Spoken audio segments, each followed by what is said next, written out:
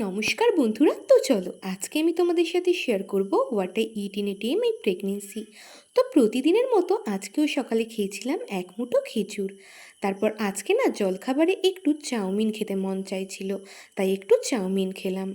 তার কিছুক্ষণ পরে খেয়েছিলাম একটা ক্রিম রোল। আর এই ক্রিম রোলগুলো খেতে না আমার দারুণ লাগে। আর খেয়েছিলাম দুটো পাকা কলা। আর আজকের দুপুরের মেনুতে ছিল ভাত, ঘাটখোল পাতা বাটা, কচুর লতি আর ডিমের ঝোল।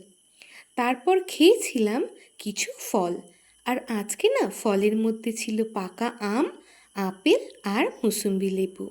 আর বিকালবেলা খেয়েছিলাম ঘরে পাতা এক বাটি টক দই। আর সন্ধ্যাবেলাতে খেয়েছিলাম এক কাপ মাদার সরলিক্স। আর আজকের রাতের খাবারে ছিল ভাত, ভেন্ডি ভাজা আর পটল চিংড়ি।